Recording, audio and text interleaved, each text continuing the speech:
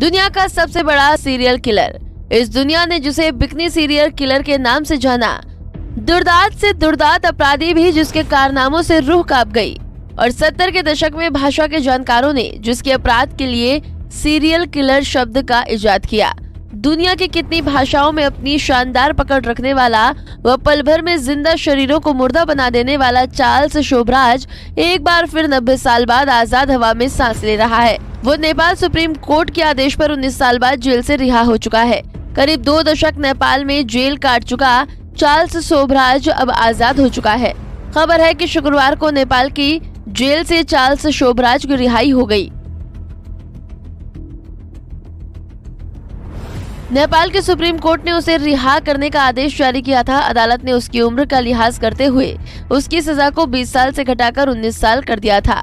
बता दें कि 78 साल का चार्ल्स शोभराज फ्रांस का नागरिक है, जिस पर 70 और 80 के दशक में कत्ल की कई वारदातों को अंजाम देने का आरोप है। आरोप है कि चार्ल्स शोभराज ने पूरे एशिया में करीब 20 लोगों की हत्याएं की। उसने जिस किसी को भी मारा, उसका कत्ल करने से पहले उसे नशीला पदार्थ देकर बेहोश किया माना जाता रहा है, और लूट के इरादे से वो इन कत्लों की वारदातों को अंजाम देता था। बता दें कि शोभराज ने भारत में भी जेल में लंबा समय बिताया है, जबकि इस दौरान वो जेल तोड़कर भागने में भी कामयाब रहा था।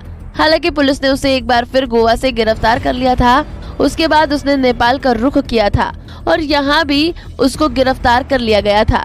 चार्ल्स शानदार Hindi, Napoleon, France, German, Chinese समेत कितने ही देशों की भाषा बोलता है। उस पर अलग अलग देशों में पर्यटकों को अलग अलग तरीके से मारने के आरोप लगे हैं।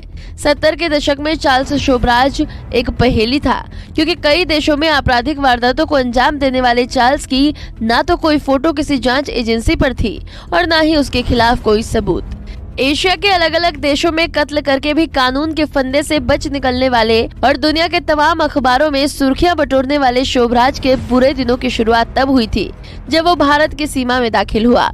तेज दिमाग और अपराध के लिए तरह तरह की तकनीक अपनाकर दुनिया की आधुनिक पुलिस को चकमा देने वाला चार्ल्स शोभराज भारत के पुलिस को कहाँ ही कुछ समझता होगा। मगर ये जानकारी आपको हैरान कर सकती है कि वो भारत ही है जहां 1976 में पहली बार शोभराज गिरफ्तार हुआ था। अगर 1986 के कुछ वक्त को छोड़ दिया जाए तो शोभराज ने दिल्ली की तिहाड़ में करीब 21 साल गुजारे हैं, क्योंकि ये वही वक्त है जब शोभराज जेल से भागने में कामयाब रहा था।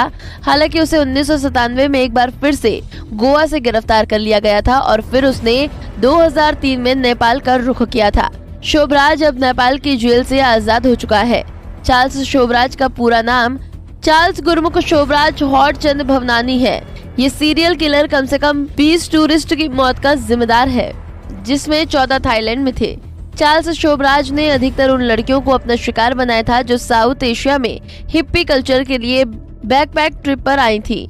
चार्ल्स शोभराज को बिकनी किलर इसलिए कहा जाता है क्योंकि उसने जिन लड़कियों की हत्या की उनके कपड़े हमेशा बिकनी होती थी। चार्ल्स को ही द सरपेट इसलिए कहा जाता था क्योंकि वो बहुत ही आसानी से पुलिस को धोखा देकर अपनी पहचान बदल लेता था और इस कारण से सालों तक उसे पकड़ना आसान नहीं था। हालांकि इसके बाद भी वो भारत और नेपाल 2 देशों में अपने गुनाहों की सजा काट चुका है। चार्ल्स का जन्म वियतनाम के साइगाओ में हुआ था और वो एक भारतीय व्यापारी और वियतनामी शॉप वर्कर का बेटा था। उस समय वियतनाम फ्रेंच कॉलोनी के अंडर था। चार्ल्स के असली पिता ने उसे कभी अपनाया नहीं और मां की दूसरी शादी के बाद सौतेले फ्रेंच पिता ने भी ज्यादा धन नहीं दिया। टीनेज से ही वो चोरी, धोखेबाजी आदि के लिए गिरफ्तार होने लगा था। शोभराज कुछ समय बाद फ्रांस में रिलोकेट हो गया था और वहां उसने अपने जुर्म की दुनिया में कदम रख दिया। बता दें कि कुछ समय के लिए चार्ल्स को इंटरपोल का मोस्ट वांटेड मैन बनाया गया था। चार्ल्स 1970 के दशक में थाईलैंड, नेपाल, भारत जैसे कई देशों में जाता था और वहां टूरिस्ट को अपना शिकार बनाता था। इतना ही नहीं, चार्ल्स शोभराज के नाम पर रणदीप हुड्डा की फिल्म मैं और चार्ल्स भी बनी थी।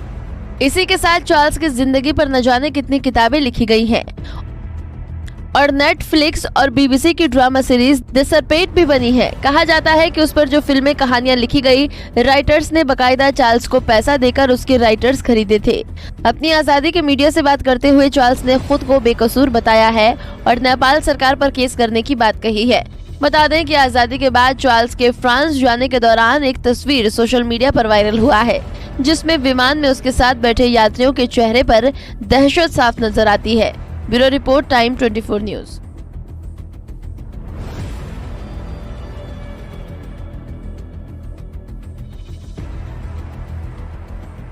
मेरे चैनल को सब्सक्राइब करें और हाँ, बेल आइकन दबाना बिल्कुल ना भूलें।